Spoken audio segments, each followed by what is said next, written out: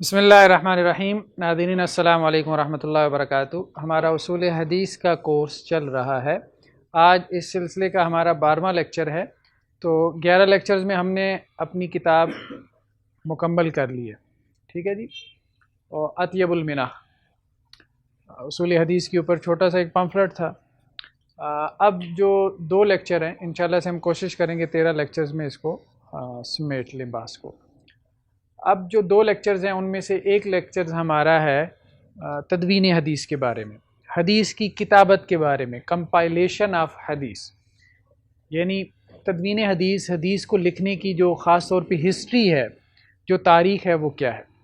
بہت سارے لوگ یہ کہتے ہیں جی حدیثیں بہت بعد میں لکھی گئیں، 200 سال بعد لکھی گئیں، یہ کیسے قابل اعتبار ہیں، فلاں ہیں، یہ ہے وہ ہے، بس قرآن ہمارے لیے کافی ہے، حدیثوں کی کوئی ضرورت نہیں ہے، ٹھیک ہے۔ اس قسم کی باتیں آپ سوسائٹی میں سنتے رہتے ہیں۔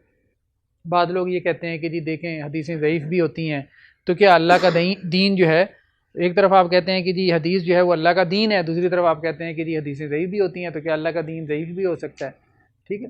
تو اس قسم کے کچھ سوالات ہیں، ہم کوشش کریں گے کہ ان سوالات کو ہم آج کے اس لیکچر میں ایڈریس کریں اور ہم یہ دیکھیں کہ حدیث جو ہے وہ کیسے لکھی گئی ہے۔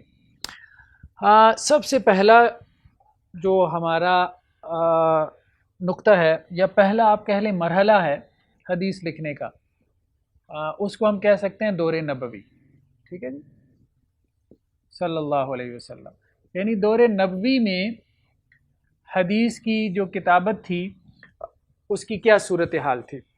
تو کتابت سے پہلے بہت ضروری ہے کہ ہم یہ دیکھیں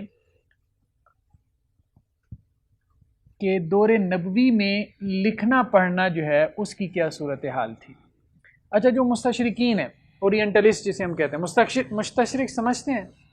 اورینٹلسٹ نہیں، کسی بچے کو نہیں پتا۔ اورینٹلسٹ یا مستشرق اس اسکالر کو کہتے ہیں جو ویسٹرن اسکالر ہے، مغربی، کوئی یہودی ہے، کوئی کرسچین ہے، وہاں پہ کسی یونیورسٹی میں پروفیسر ہے، جو اسلام کے اوپر ریسرچ کرتا ہے، ٹھیک ہے۔ اس کے اوپر میں نے کتاب بھی لکھی ہے، اسلام اینڈ اور مستشرقین، اسلام اینڈ اورینٹلسٹ، اس نام سے ایک کتاب، وہ ایم فل میں بہت ساری یونیورسٹیز میں باقاعدہ ایم فل اسلامک اسٹڈیز میں بطور ٹیکسٹ بک کے وہ پڑھائی جاتی ہے، ٹھیک ہے۔ تو آپ گوگل کریں گے آپ کو مل جائے گی کہ مستشرقین نے اسلام کے اوپر کیسے کیسے اعتراضات کیے، کیا کیا آبجیکشنز کیے۔ تو مستشرقین یہ کہتے ہیں کہ عربوں کو لکھنا ہی نہیں آتا تھا۔ قرآن نے کیا کہا ہے کہ عرب کیا ہیں؟ امی ہیں، ان پڑھ ہیں، ٹھیک ہے۔ سورہ جمعہ میں آتا ہے نا کہ اللہ کے نبی صلی اللہ علیہ وسلم کو کن لوگوں کی طرف جو ہے وہ مبعوث کیا گیا؟ امیین کی طرف، ٹھیک ہے۔ تو وہ کہتے ہیں قرآن تو خود کہہ رہا ہے کہ وہ ان پڑھ ہیں، ٹھیک ہے۔ تو جن کو پڑھنا لکھنا ہی نہیں آتا تھا تو انہوں نے قرآن کیسے لکھ لیا، حدیث کیسے لکھ لی؟ وہ یہ اعتراض کرتے ہیں۔ تو قرآن کے کہنے کا مطلب یہ ہرگز نہیں ہے کہ وہ سارے کے سارے ان پڑھ تھے، سارے کے سارے پڑھنا لکھنا نہیں جانتے تھے، ٹھیک ہے۔ اصل بات یہ ہے کہ عربوں میں پڑھنا لکھنا اتنا عام نہیں تھا جتنا کہ یہود میں تھا، جیوز میں تھا، ٹھیک ہے۔ وہ جو کہ صاحب کتاب تھے، تورات ان کے پاس تھی، ان کے یہاں پڑھنا لکھنا ذرا زیادہ ہوتا تھا، ٹھیک ہے۔ باقی یہ جو اسلام سے پہلے اللہ کے رسول جن لوگوں کی طرف مبعوث کیے گئے، اہل مکہ، مشرکین مکہ جنہیں ہم کہتے ہیں، جو اپنے آپ کو کلیم کرتے تھے ہم دین ابراہیمی پہ ہیں، تو وہ لوگ ان کے ہاں پڑھنے لکھنے والے موجود تھے، لیکن اتنی تعداد میں یا بڑی تعداد میں نہیں تھے جیسے یہود میں تھے۔ اس لیے قرآن جو ہے وہ ان کے حوالے سے کیا بات کہتا ہے؟ امی کی بات کرتا ہے، کیونکہ وہ صاحب کتاب نہیں تھے اسلام کے آنے سے پہلے۔ اسلام آنے کی صورت میں تو وہ صاحب کتاب ہو گئے، مطلب صاحب قرآن ہو گئے۔ یہ بات کلیئر ہو گئی۔ اچھا، کیسے ثابت ہوتا ہے کہ پڑھنے لکھنے والے لوگ موجود تھے؟ غزوہ بدر کے موقع پہ کیا آفر کی گئی قیدیوں کو؟ ہاں، جو 70 قیدی بن کے آئے تھے اہل مکہ میں سے، ان کو کیا کہا گیا کہ مسلمانوں کے 10 بچوں کو کیا کرو، پڑھنا لکھنا سکھا دو تو ہم تم کو چھوڑ دیں گے، 10 بچوں کو، ٹھیک ہے، جو قیدی سکھا دے گا۔ تو اب مطلب پڑھنے لکھنے والے موجود تھے نا۔ پھر یہ ہے کہ مسلمان بھی پڑھنا لکھنا سیکھ رہے تھے۔ دوسرا نقطہ یہاں سے یہ بھی معلوم ہوا، تو ایک بات تو یہ ہوگی کہ غزوہ بدر جو واقعہ ہے غزوہ بدر کے قیدیوں کا، وہ یہ ثابت کرتا ہے کہ پڑھنے لکھنے والے لوگ موجود تھے۔ دوسری کیا چیز ہے جس سے ثابت ہوتا ہے کہ پڑھنے لکھنے والے لوگ موجود تھے؟ کاتبین وحی، یہ تھے نا، کتنے تھے؟ 40، 40 کے قریب تذکرہ ملتا ہے. ٹھیک ہے. تیسری بات جسے پتہ چلتا ہے کہ پڑھنے لکھنے والے موجود تھے. عبداللہ بن سعید بن العاص، اللہ کے رسول صلی اللہ علیہ وسلم نے ان کو کتابت کے لیے معلم مقرر کیا تھا، لکھنا سکھانے کے لیے. ہینڈ رائٹنگ سکھایا کرتے تھے، یہ کتابت سکھایا کرتے تھے. کون؟ عبداللہ بن سعید بن العاص. کن کو؟ اصحاب صفہ کو. اصحاب صفہ کون تھے؟ 70 کے قریب صحابہ تھے جو مسجد نبوی میں ایک چبوترا تھا جس کے اوپر بیٹھے رہتے تھے، اور انہوں نے اپنے آپ کو دینی علوم کے سیکھنے اور سکھانے کے لیے، قرآن اور حدیث کو سیکھنے سکھانے کے لیے وقف کیا ہوا تھا. تو یہ گویا کہ پہلی یونیورسٹی تھی، پہلا مدرسہ تھا، پہلا اسکول تھا، پہلا کالج تھا جو کہ رسول اللہ صلی اللہ علیہ وسلم کے زمانے میں مسجد نبوی میں قائم ہوا. ٹھیک ہے. اور وہ جو صحابہ ہوتے تھے وہ اس طرح سے ہاسٹلائڈ ہوتے تھے، وہاں ہی رہتے تھے، مسجد میں سوتے تھے، کھاتے پیتے تھے. ان کا گزارا کیسے ہوتا تھا؟ لوگ جو ہے حدیثوں میں آتا ہے کہ وہ کھجوریں لا کے کوئی لٹکا دیتے تھے ان کے لیے. اسی طرح سے لوگ صدقہ جو ہے وہ ان کے لیے کر جایا کرتے تھے. کہ اب ظاہری بات ہے آپ لوگ بھی ہاسٹلز میں جا کے رہتے ہو، مرتے دم تک تھوڑے رہتے ہو. بورڈنگ میں ہونے کا مطلب یہ تھوڑا ہوتا ہے، مطلب یہ ہے کہ کوئی 4 سال کے لیے رہا، کوئی 2 سال کے لیے رہا، بٹ ٹھیک ہے اسی طرح سے ہی ہوتا ہے. جس نے علم حاصل کیا وہ چلا گیا بس. تو عبداللہ بن سعید بن العاص. اسی طرح مدینہ کے اندر 9 مساجد تھی. کتنی؟ یہ مسجد نبوی کے علاوہ دوسرے محلوں کے اندر 9 مساجد. ویسے رسول اللہ صلی اللہ علیہ وسلم کی جب وفات ہوئی تو مدینہ کے اندر 40 کے قریب مساجد تھیں مسجد نبوی کے علاوہ. ٹھیک ہے، یہ انتہائی معلوماتی باتیں ہیں. 9 مساجد کے اندر تقریباً مراکز جو ہے وہ قائم تھے جن میں باقاعدہ بچوں کو پڑھنا لکھنا سکھایا جاتا تھا. حضرت مصعب بن عمیر جو ہے وہ ایک طرح سے جو ایجوکیشن کا ڈپارٹمنٹ تھا اس کے انچارج تھے، جیسے ہمارے ہاں کہا جاتا ہے کہ وزیر تعلیم. یہ جدید اصطلاحات ہیں. ٹھیک ہے، لیکن یہ ہے کہ اس وقت کا جو ایک محکمہ تعلیم تھا، خاص طور پہ ٹیچرز کی ٹریننگ کے حوالے سے بھی کام ہو رہا تھا، بچوں کی تعلیم اور تربیت کے حوالے سے بھی کام ہو رہا تھا. اس سب کام کو کون دیکھ رہے تھے؟ حضرت مصعب بن عمیر. مصعب بن عمیر. ٹھیک ہے. تو دور نبوی میں پہلی بات تو یہ ہے کہ کتابت ہو رہی تھی، اور صحابہ میں کچھ لوگ ایسے تھے کہ جو لکھنا پڑھنا جانتے تھے. دوسرا اہم نقطہ یہ ہے اس حوالے سے کہ اللہ کے رسول صلی اللہ علیہ وسلم نے پہلے جو ہے وہ لکھنے سے منع کیا. ٹھیک ہے، لکھنے کی ممانعت آئی ہے. اچھا، اس کو منکرین حدیث جو ہے وہ بہت کوٹ کرتے ہیں. اللہ کے رسول صلی اللہ علیہ وسلم کی ایک حدیث ہے کہ آپ صلی اللہ علیہ وسلم نے فرمایا لا تکتبوا انی غیر القرآن، قرآن کے علاوہ مجھ سے نہ لکھو. جس نے لکھا ہے وہ کیا کرے؟ فلیمحو، اس کو مٹا دے. ٹھیک ہے، لا تکتبوا انی غیر القرآن.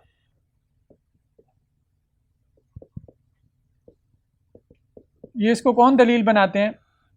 منکرین حدیث. یہ ان کی دلیل بنتی ہے؟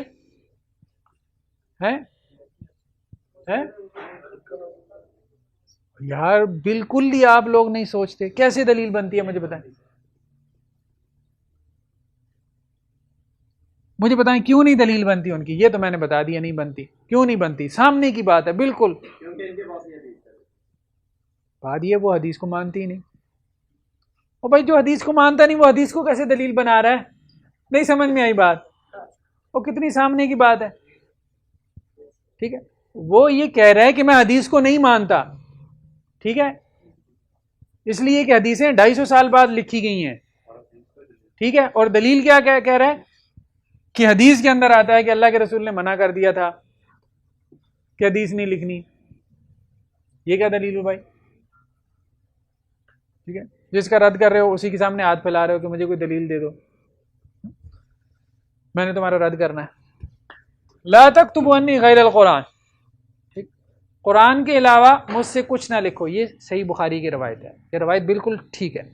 اس کے بارے میں ایک رائے امام بخاری کی ہے. یہ کس سے ہے؟ ابو سعید خدری سے روایت ہے. کس سے ہے؟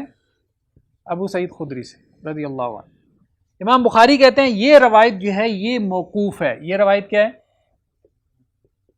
کس نے کہا؟ امام بخاری نے. موقوف روایت کا کیا مطلب ہے؟ آپ تو اصول حدیث پڑھ لی ہے نا.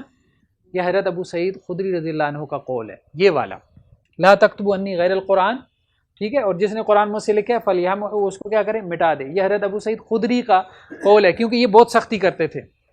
یہ کیا کرتے تھے؟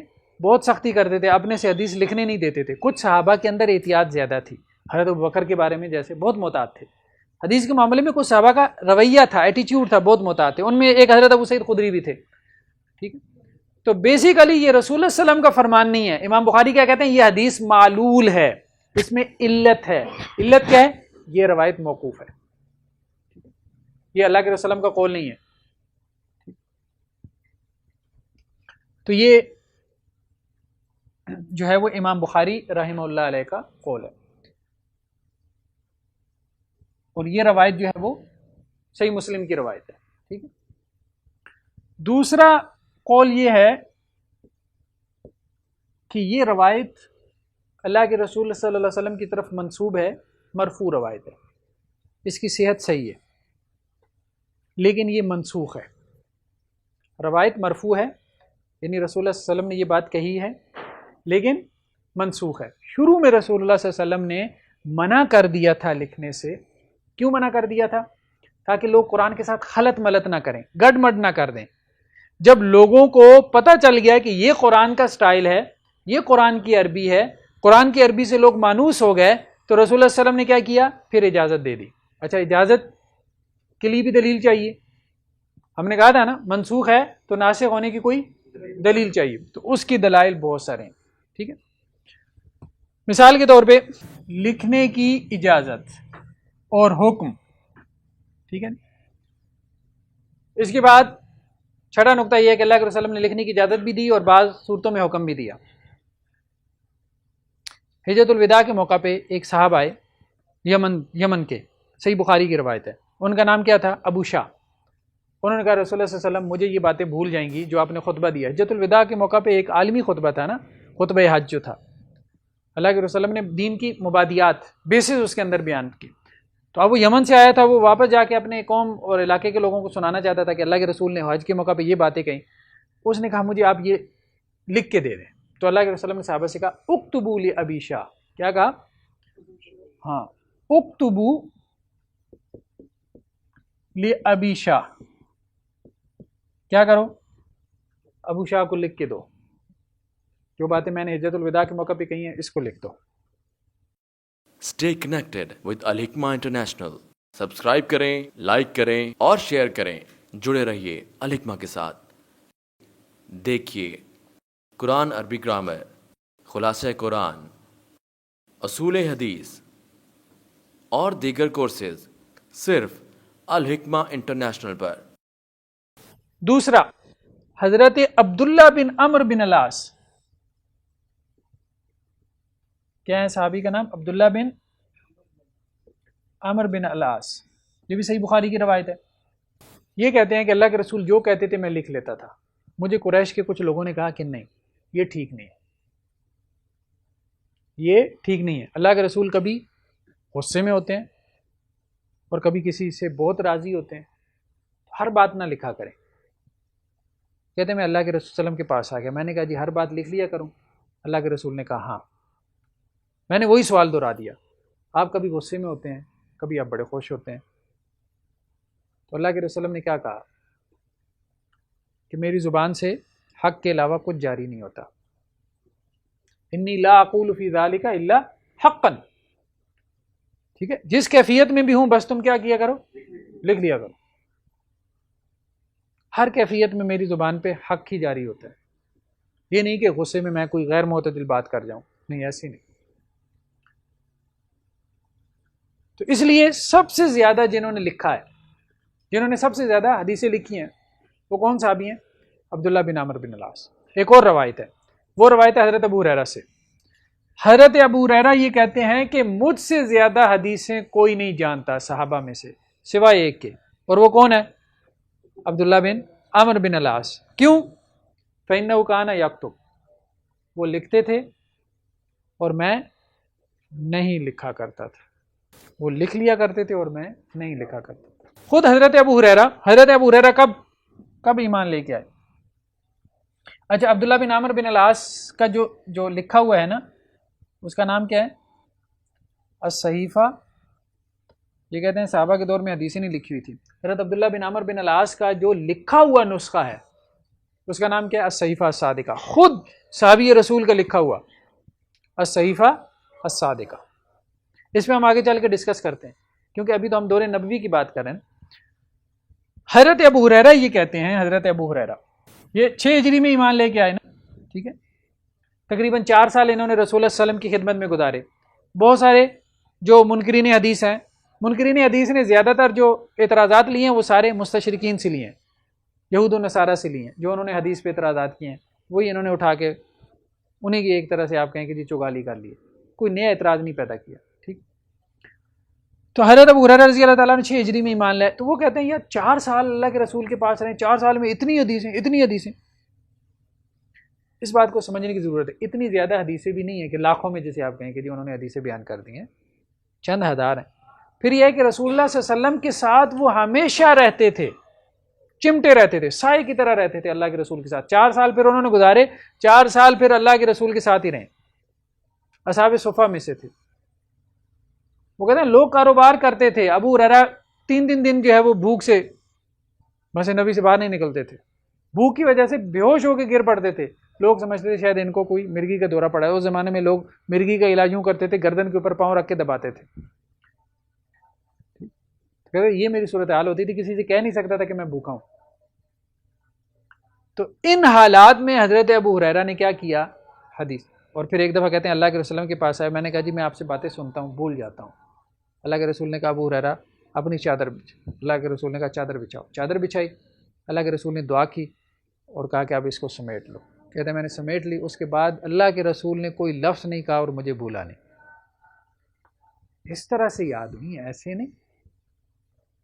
ٹھیک ہے، تو اللہ یہ صحیح حدیث کے اندر یہ ساری چیزیں موجود ہیں. تو جن لوگوں سے اللہ نے کام لیا ہے، جنہوں نے بہت ساری حدیثیں روایت کی ہیں، تو اللہ تعالیٰ نے ان کا انتخاب کیا تھا. رسول اللہ صلی اللہ علیہ وسلم کی ان کو دعائیں لگی ہوئی تھیں. اب دیکھیں تفسیر کا علم سب سے زیادہ کس سے منقول ہے؟ عبداللہ بن عباس سے.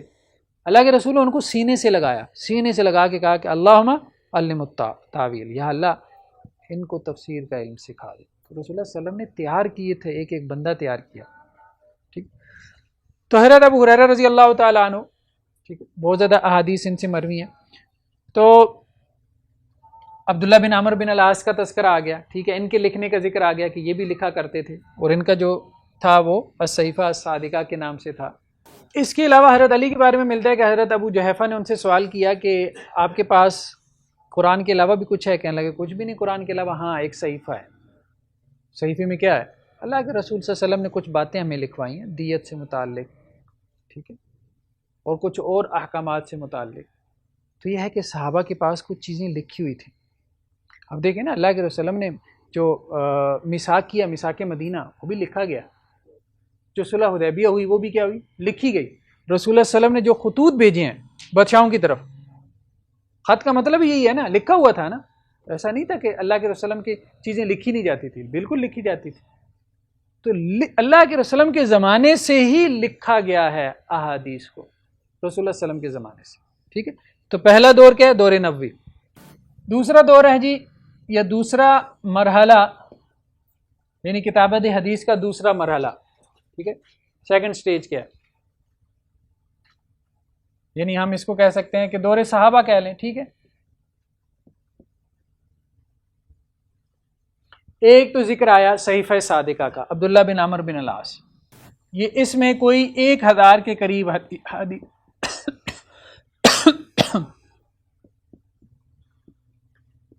اس میں کوئی 1000 کے قریب احادیث تھیں. ٹھیک ہے، ان احادیث کی بڑی تعداد مسند احمد میں موجود ہے. مسند احمد ہم نے آپ کو بتایا تھا، مسند احمد کی ترتیب کیا ہے؟ صحابہ کے اعتبار سے. مسند حدیث کی اس کتاب کو کہتے ہیں جو صحابہ کے اعتبار سے مرتب کی گئی ہے. تو اس صحیفہ کا بڑا حصہ امام احمد نے اپنی کتاب میں نقل کر دیا، مسند احمد میں، اور وہ محفوظ ہے. اس کا اصل نسخہ جو ہے اس کا تذکرہ ملتا ہے، جیسے محدثین نے کیا، جیسے تابعین نے کیا. ٹھیک ہے جی، لیکن یہ ہے کہ وہ اصل نسخہ محفوظ نہیں. جو اصل نسخہ اس وقت ہمیں ملتا ہے، یعنی جسے آپ کہہ سکتے ہیں کہ دور صحابہ کے لکھی ہوئی کوئی کتاب آج موجود ہو حدیث کی، تو وہ ہے صحیفہ حمام بن منبہ. کیا ہے جی؟ یہ حضرت ابو ہریرہ کا ہے. حضرت ابو ہریرہ کے شاگرد تھے، کیا نام تھا؟ حمام بن منبہ.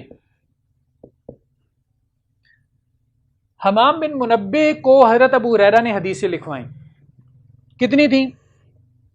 یہ ان ٹوٹل 138 حدیثیں. ٹھیک ہے، 138. یہ صحیفہ حمام بن منبہ کہلاتا ہے. اس کے 2 نسخے موجود ہیں، ایک بھی نہیں 2. ایک برلن کہاں پہ ہے؟ جرمنی میں. دوسرا دمشق کہاں پہ ہے؟ شام کا کیپٹل ہے نا، سیریا کا کیپٹل ہے دماسکس. ٹھیک ہے، 2 نسخے اس کے موجود ہیں. اوریجنل کی ہم بات کر رہے ہیں، قلمی نسخے، ہاتھ سے لکھی ہوئی، جسے مینوسکرپٹ کہتے ہیں، اس دور کے پرانے محفوظ کی ہوئی میوزیمز میں. ٹھیک ہے، اب وہ دونوں نسخے جو ہے وہ اب یہ ایڈٹ ہو کے پبلش بھی ہوئی ہے. جی، دمشق جو ہے وہ شام کے اندر ہے نا، شام کا کیپٹل ہے نا. تو عجیب بات یہ ہے کہ یہ جب ڈاکٹر حمید اللہ، ان کی ساری زندگی پیرس میں گزر گئی. بہت محقق آدمی تھے ڈاکٹر حمید اللہ، بیسیکلی انڈین تھے، اچھے وقتوں میں فرانس چلے گئے، ساری زندگی تحقیق میں گزار دی. تو انہوں نے اس کو نکال کے پبلش کیا. ٹھیک ہے، ڈاکٹر حمید اللہ نے. یہ جب پبلش ہوا ہے تو اس کی حدیثیں جو ہے وہ صحیح بخاری میں بھی ملی ہیں، مسند احمد میں بھی ملی ہیں. تیسرا صحیفہ ہے سمرہ بن جندب کا، جو ان سے ان کے بیٹے سلیمان نے روایت کیا. اس کا بھی تذکرہ ملتا ہے لیکن یہ محفوظ نہیں. چوتھا ہے حضرت جابر بن عبداللہ کا، اس کا بھی بہت تذکرہ ملتا ہے، تابعین کے ہاں بھی ہے اس کا تذکرہ، ان کا صحیفہ. پانچواں ہے عبداللہ بن عباس. عبداللہ بن عباس تو جب فوت ہوئی تو ان کی اتنی کتابیں تھیں کہ ایک اونٹ کے بوجھ جتنی کتابیں تھیں، جو ان کے شاگرد پھر سعید بن جبیر نے ان سے آگے نقل کی. یعنی اس میں تفسیر بھی تھی اور حدیث بھی تھی. اسی طرح اور بہت سارے صحابہ کے نام ملتے ہیں. ٹھیک ہے، تو یہ دوسرا مرحلہ تھا کہ جس میں حدیثیں جو ہے وہ لکھی گئیں، باقاعدہ لکھی گئیں. ہم کوئی ایگزیکٹلی اس طرح سے تو کلیم نہیں کر سکتے، دعویٰ نہیں کر سکتے. ایسا دعویٰ تو قرآن کے بارے میں بھی نہیں ہو سکتا، اس کو ہم آگے ڈسکس کرتے ہیں. جو قرآن حضرت بکر نے جمع کیا تھا کتنی دیر تک محفوظ رہا؟ کوئی پتہ نہیں. آج ہمارے پاس دیر تک محفوظ رہے، آج ہمارے پاس وہ نہیں. اس پہ آگے ڈسکس کرتے ہیں، اپنی جگہ پہ بات آئے گی نا.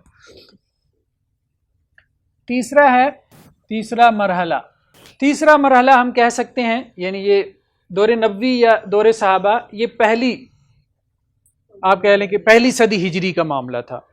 تو تیسرا مرحلہ ہم کہہ سکتے ہیں دوسری صدی ہجری کا معاملہ.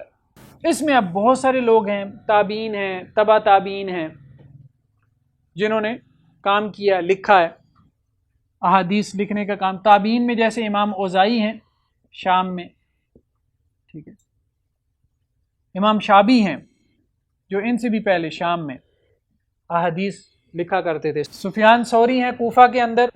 اس کے بعد امام مالک ہیں مدینہ میں. امام مالک کی کون سی کتاب ہے؟ الموطا. امام مالک کی تاریخی وفات کیا ہے؟ 179. ٹھیک ہے، تو اس سے پہلے لکھ چکے تھے نا. امام شابی جو ہے وہ شام کے اندر، امام اوزائی بھی شام کے اندر تھے، سفیان ثوری کوفہ میں تھے، امام مالک مدینہ میں تھے. اسی طرح سے مختلف، عبداللہ بن واہب تھے مصر کے اندر، مختلف لوگ تھے جو لکھ رہے تھے. یعنی باقاعدہ کتابیں لکھی جانی شروع ہو گئیں. باقاعدہ کتابیں لکھی. موطا امام مالک اس وقت آپ لوگوں کے پاس ہے نا، ٹھیک ہے، پبلش ہوتی ہے نا، دوسری صدی ہجری کی کتاب ہے. چوتھے مرحلے میں، یعنی جسے ہم کہہ سکتے ہیں تیسری صدی ہجری، اس میں تو یہ جو فن تھا تدوین حدیث کا اپنے کمال کو پہنچ گیا. سیاہ ستہ ساری اسی میں مرتب ہوئی ہیں. سیاہ ستہ جو ہے وہ امام بخاری کب فوت ہوئی ہے؟ 256. مسند احمد بھی اسی صدی ہجری میں لکھی گئی. سنن نسائی بھی، سنن ابو داؤد بھی، سنن ترمذی بھی، سنن ابن ماجہ بھی، سنن دارمی بھی، بڑی بڑی حدیث کی کتابیں تقریباً ساری اسی صدی ہجری میں لکھی گئی. یہ عروج کا دور تھا کتابت حدیث کا، 3 صدی ہجری. کلیئر ہو گئی بات؟ پانچواں نقطہ یہ ہے، پانچواں نقطہ جو کہ اہم ہے، وہ یہ ہے کہ ہر دور کا علم کو محفوظ کرنے کا ذریعہ مختلف ہوتا ہے. یہ بات کس کو سمجھ میں آئی ہے؟ ہر زمانے کا علم کو محفوظ کرنے کا ذریعہ میڈیم چینج ہوتا ہے. ایک زمانہ تھا جب علم کو محفوظ کرنے کا ذریعہ کیا تھا؟ حفظ. کیا تھا؟ حفظ، میموری تھی. یہ پہلا زمانہ ہے. لوگ یاد کرتے تھے. حضرت ابوبکر کے بارے میں آتا ہے انہیں گھوڑوں کے نسب نامے یاد ہوتے تھے. کس کے؟ گھوڑوں کے نسب نامے. عربوں کی جو لونڈیاں ہوتی تھی ان کو شعر یاد ہوتے تھے، پورے پورے دیوان، اتنا ان کا حافظہ تھا. ٹھیک ہے، تو علم محفوظ کرنے کا ذریعہ کیا تھا؟ حافظہ. لوگ یاد کر کے علم جو ہے وہ محفوظ کرتے تھے، لکھ کے نہیں. لکھنا ایک اضافی چیز تھی. قرآن کو بھی پہلے کیا کیا گیا؟ یاد کر کے محفوظ کیا گیا. قرآن کیا کہتا ہے اپنے بارے میں؟ بل آیات بینات فی صدور الذین اوتوا العلم. قرآن کیا ہے؟ واضح آیات ہیں ان لوگوں کے سینوں میں. یہاں پہ محفوظ ہے. قرآن کہاں محفوظ ہوا؟ سینے میں. بعد میں لکھا گیا، بعد میں لکھا گیا. آج بھی اب آپ دیکھیں ہر قرآن مجید جو کہ پبلش ہوتا ہے اس کے آخر میں کیا لکھا ہوتا ہے؟ 2 قاری صاحبان نے تصدیق کی ہے کہ یہ قرآن حرف بحرف صحیح ہے. لکھی ہوئی کو تصدیق چاہیے کس کی؟ اس کی، میموری کی. اصل کون ہوا پھر؟ اصل. اس بات کو سمجھنے کی ضرورت ہے کہ علم کو محفوظ کرنے کا اصل ذریعہ حافظہ. نو ڈاؤٹ کتابت کا فائدہ ہے، لیکن کتابت ایک اضافی چیز تھی. کتابت ایک اضافی چیز تھی. ٹھیک ہے. پھر ایک زمانہ آیا جسے ہم پرنٹنگ پریس کا دور کہتے ہیں. پھر کیا ہو گیا؟ 15ویں صدی عیسوی میں، ٹھیک ہے، اس کے وسط میں پرنٹنگ پریس آیا نا یورپ میں. جب پرنٹنگ پریس ایجاد ہوا تو پھر دھڑا دھڑ جو ہے وہ لکھنے کا معاملہ، کتابوں میں علم محفوظ ہونے لگا. ٹھیک ہے. پھر اس کے بعد اب ایک اور زمانہ آیا ہے، ماڈرن ایج جسے آپ کہتے ہیں. اب علم کہاں محفوظ ہوتا ہے؟ ہارڈ ڈسک ہیں. اب آپ کی لائبریری آپ کے موبائل میں ہوتی ہے.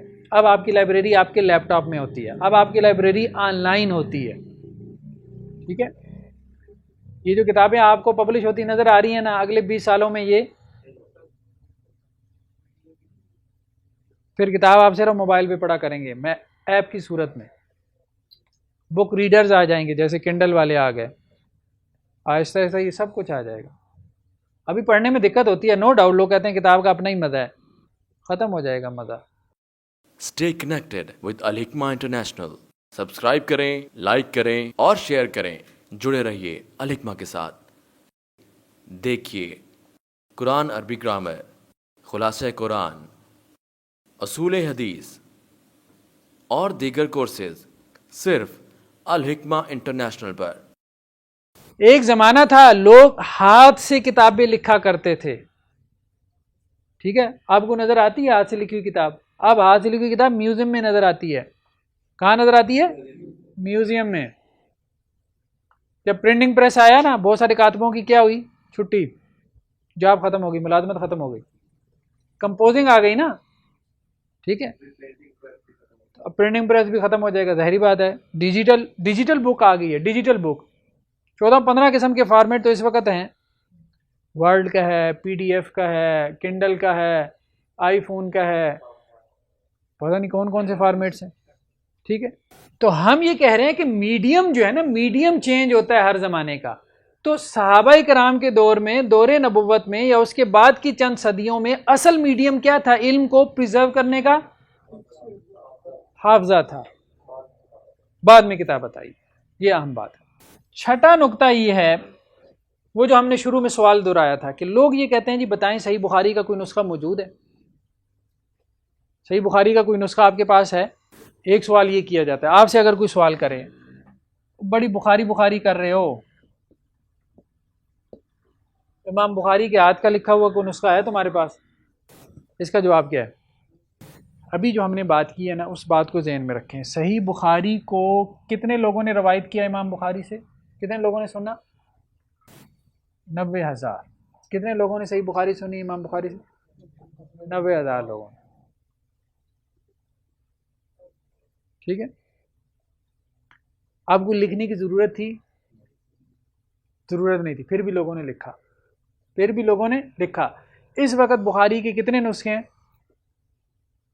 قدیم نسخے. وہ جو امام بخاری سے لکھے گئے، ٹھیک ہے، براہ راست لکھے گئے امام بخاری سے، وہ کتنے ہیں؟ وہ 4 ہیں جو اس وقت بھی موجود ہیں. کتنے ہیں؟ 4. جو پرانے نسخے ہیں وہ ہیں 19. یہ علامہ انور شاہ کشمیری نے لکھے 19 ہیں جو قدیم نسخے ہیں، پرانے زمانے میں لکھے گئے. لیکن 4 تو ایسے ہیں جو بخاری سے ان کے شاگردوں نے لکھے ہیں. امام بخاری سے جو ان کے شاگردوں نے لکھے ان میں سے 4 آج بھی محفوظ ہیں. کتنے محفوظ ہیں آج؟ 4. جیسے محمد بن یوسف الفروری کا. اچھا، یہ میں نے کچھ ڈیٹیل دی ہے. یہ کتاب اتنی بھاری میں نے اپنے ہاتھ میں پکڑی ہوئی ہے اتنی دیر سے، اس کا بھی تھوڑا تعارف کروا دوں. یہ کتاب مکالمہ، اس کا آخری چیپٹر ہے اس کتاب کا، وہ انکار حدیث کے اوپر ہے. ٹھیک ہے، حدیث کے اوپر جو لوگوں کے آبجیکشنز ہیں، اعتراضات ہیں، اس کو ایڈریس کیا میں نے خاص طور پہ.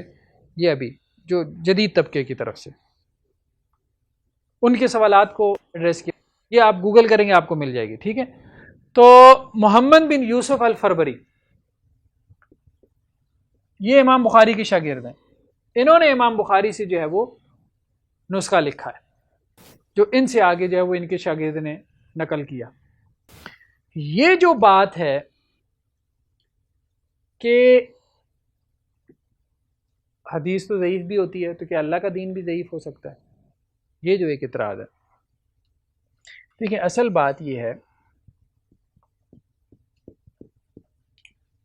جب ہم کہتے ہیں کہ حدیث صحیح ہوتی ہے اور ضعیف ہوتی ہے، قرآن میں کیا ہے؟ قرآن میں فرق کیا ہوتا ہے؟ قرآن میں کیا فرق ہوتا ہے؟ فہم کا. قرآن کی تفسیر کیا ہوتی ہے؟ اور کبھی تفسیر قرآن کی صحیح ہوتی ہے، کبھی قرآن کی تفسیر کیا ہوتی ہے؟ غلط ہوتی ہے. ایسا ہی ہوتا ہے نا، ہر بندی کی تفسیر تو ٹھیک نہیں ہے نا. بہت سارے لوگوں نے قرآن مجید کی غلط تفسیریں کی ہیں نا. ہر بندہ کہے گا کہ دوسری کی غلط ہے. ٹھیک ہے، اب جو بندہ تو جس نے تو صحیح تفسیر کی، اس نے کس پہ عمل کیا؟ قرآن پہ. تو جس نے غلط کی اس نے کس پہ عمل کیا؟ تو یہ جو اعتراض کرتے ہیں نا کہ جی ایک بندہ کہتا ہے جی حدیث صحیح ہے، دوسرا کہتا ہے حدیث ضعیف ہے. ٹھیک ہے، تو جو ضعیف، جو اس کو صحیح کہہ رہا ہے ضعیف کو، تو وہ کس کے اوپر عمل کر رہا ہے؟ اللہ کے دین پہ. تو اصل نقطہ سمجھنے والی بات یہ ہے، اللہ کے رسول صلی اللہ علیہ وسلم نے کیا کہا تھا کہ جب کوئی حاکم اجتہاد کرتا ہے، اس کا اجتہاد صحیح ہو تو اس کو کتنا اجر ملتا ہے؟ 2 گنا. اگر اس کا اجتہاد غلط ہو تو اس کو کتنا اجر ملتا ہے؟ بشرطے کہ وہ اجتہاد کی کیا ہو؟ اہل ہو. ایک بندہ تفسیر کا اہل تھا، یہ نہیں کہ آرمی سے میجر ریٹائرڈ ہوا آپ تفسیر لکھنا شروع کر دیں، مطلب عربی وربی کچھ بھی نہیں آتا، علوم دینیہ جو ہے وہ کچھ حاصل نہیں کیے، یہ نہیں پتہ اسلامک اسٹڈیز کیا ہے کیا نہیں ہے، میں فارغ بیٹھا ہوں تفسیر لکھنا شروع کر دوں. ایسا نہیں. جس نے پڑھا، دینی علوم کو اچھی طرح سے سیکھا، ان میں رسوخ پختگی حاصل کی، ٹھیک ہے، ایکسپرٹیز حاصل کی، پھر اس کے بعد اس نے قرآن مجید کی تفسیر کی. اب اگر اس سے کوئی غلطی ہو گئی تو اللہ تعالیٰ پھر بھی اس کو کیا کریں گے؟ 1 گنا اجر دیں گے. ٹھیک ہے، اب جو اس سے غلطی ہوئی ہے وہ اللہ کا دین تو نہیں ہے، لیکن اس پہ عمل کر رہا ہے، اس کے باوجود اس کو اس کی نیت پہ کیا ہے؟ اجر مل رہا ہے. تو ایک حدیث ضعیف ہے، ٹھیک ہے، تو ایک بندے نے اس کو صحیح سمجھ لیا. اب اگر وہ اس پہ عمل کر رہا ہے اور ایکچول میں وہ دین نہیں ہے، لیکن پھر بھی اس کو اس کے اجتہاد کا اجر ملے گا. یہ بات اس نے اجتہاد کیا نا، ریسرچ کی نا، ٹھیک ہے، اس نے اصول حدیث کا علم حاصل کیا. اب اس کو غلطی لگ سکتی ہے اس میں، ٹھیک ہے. دوسری اور اہم بات یہ ہے کہ جن احادیث میں اختلاف ہے کہ یہ صحیح ہیں یا ضعیف ہیں وہ بہت کم ہے. وہ کتنی ہیں؟ بہت کم ہے، نہ ہونے کے برابر ہے. میجورٹی ایسی احادیث کی ہے جن میں کوئی اختلاف نہیں ہے. اچھا پھر جن میں اختلاف ہے کہ یہ صحیح ہیں یا ضعیف ہیں، ان کا تعلق بھی جزیات سے ہے، فروعات سے ہے، فروعی مسائل سے، پرنسپل سے نہیں ہے، مبادیات سے نہیں ہے. ٹھیک ہے، یعنی دین کی اساس، کوئی اساسی مسئلہ دین کا ایسا نہیں ہے، بیسک جو ہے وہ دین کا کوئی ایشو ایسا نہیں ہے کہ جس میں صحیح ضعیف کا اختلاف. فروعی مسائل میں، چھوٹے چھوٹے مسائل میں صحیح ضعیف کا اختلاف ہو جاتا ہے. ایک محدث نے تحقیق کی ہے، اس کے نزدیک ایک حدیث جو ہے وہ اس کی تحقیق کے نزدیک کیا ہے؟ صحیح ہے. ہو سکتا ہے اللہ کے ہاں جا کے وہ کیا ہو تو اس کو اجر ملے محدث کو. ہاں یہی ہم بات کر رہے ہیں. تو ہم کو بھی اجر ملے گا، ہم کو بھی اجر ملے گا. صرف بات یہ ہے کہ اسے اہل ہونا چاہیے، اس کا، اس تحقیق کا اور اس ریسرچ کا اس کو کیا ہونا چاہیے؟ اہل ہونا چاہیے. پھر وہ کوئی حکم لگائے. جیسے اسے اجتہاد کا اہل ہونا چاہیے، ایسے اسے تخریج اور تحقیق کا اہل ہونا چاہیے. یہ بات ہم کر رہے ہیں. دونوں اپنی اپنی تحقیق کے مطابق کہہ رہے ہیں نا، ہم یہی تو بات کر رہے ہیں. آپ کسی کی بھی تحقیق کو فالو کر لیں گے. جیسے اب آپ اس میں کہتے ہیں، آپ کسی ایک مفسر کے فہم پہ چلتے ہیں نا، ایک مفسر کہہ رہا ہے اس آیت کی یہ تفسیر ہے، دوسرا کہہ رہا ہے یہ، آپ کیا کریں گے؟ ایک ہی کے پیچھے چلیں گے نا. تو دوسرے کا آپ چھوڑ دیں گے. ہو سکتا ہے وہ قیامت والے دن صحیح نکل آئے، تو پھر پاسبلٹی تو ہے کہ نہیں ہے نا. تو اگر وہ صحیح بھی نکل آئے پھر بھی آپ کے لیے ایک گناہ اجر ہے، کیونکہ آپ کی نیت صحیح تھی اور آپ اس اہل تھے، کیپیبلٹی تھی. یہ ہمارے دین کی آسانی. ٹھیک ہے جی. تو اللہ کا دین جو ہے وہ صحیح یا ضعیف ہو سکتا ہے، یہ سوال تھا. تو بات یہ ہے کہ یہاں پہ جو قرآن کی تفسیر کرتے ہوئے آپ تفسیر کرتے ہیں تو وہ تفسیر وہ اللہ کا دین ہی ہوتی ہے. جسے آپ اللہ کا دین سمجھ کے اس پہ عمل کرتے ہیں نا، یہ تو نہیں کہتے کہ یہ اللہ کا دین نہیں ہے. ہر کوئی تفسیر کو اللہ کا دین ہی سمجھتا ہے. وہ جو قرآن سے مسئلے نکالتے ہیں آپ اس کو دین سمجھ کے عمل کر رہے ہوتے ہیں نا. ٹھیک ہے، وہ فقہ کے مسئلے کچھ بھی ہوں تو ان میں بھی تو صحیح غلط ہو سکتا ہے. تو اس میں بھی تو آپ یہی سوال کر سکتے ہیں کہ اللہ کا دین غلط بھی ہو سکتا ہے. تو ظاہری بات ہے کہ بھائی اللہ کا دین غلط نہیں ہے، جو آپ کو سمجھ میں آئی ہے وہ غلط ہو سکتا ہے. ٹھیک ہے. تو اللہ تعالیٰ نے یہ جو بات کہی ہے کہ انا نحن نزلنا الذکر وانا لہ لحافظون، کہ ہم نے قرآن کو نازل کیا اور ہم ہی اس کی حفاظت کرنے والے ہیں، یا ہم نے دین کو نازل کیا. امام ابن تیمیہ کہتے ہیں یہ ذکر سے مراد صرف قرآن نہیں بلکہ حدیث بھی ہے. دونوں کی حفاظت کا اللہ نے ذمہ لیا، قرآن اور حدیث دونوں کی حفاظت کا. تو وہ اللہ نے حفاظت کا جو ذمہ لیا اس سے مراد کیا ہے کہ من جملہ یہ حدیث محفوظ رہے گی. سارے غلطی نہیں کریں گے، سارے غلطی نہیں کریں گے کہ کسی کو بھی صحیح تفسیر نہ سمجھ میں آئے. بعض غلطی کریں گے. سارے غلطی نہیں کریں گے کہ ایک ضعیف حدیث کو جو ہے وہ صحیح قرار دے دیں. سارے غلطی نہیں کریں گے، کچھ سے غلطی ہوگی. تو بحیثیت مجموعی دین کیا ہے؟ محفوظ ہے. کچھ نے اس دین کو پا لیا، کچھ اس تک نہیں پہنچ پائے. ٹھیک ہے جی، یہ بات کلیئر ہو گئی ہے. آج کے لیے اتنا ہی کافی ہے. چلیں جی، سبحانک اللہم و بحمدک، نشہد ان لا الہ الا انت، نستغفرک. زندگی شعور سے الحکمہ انٹرنیشنل آپ کا تعاون درکار ہے. آپ ہماری معاونت کے ذریعے اس مقدس مشن میں ہمارے رفیق بن جائیے. For donation account number 059292913100271، branch code 0727، account title Hafiz Shafiq Rahman MCB.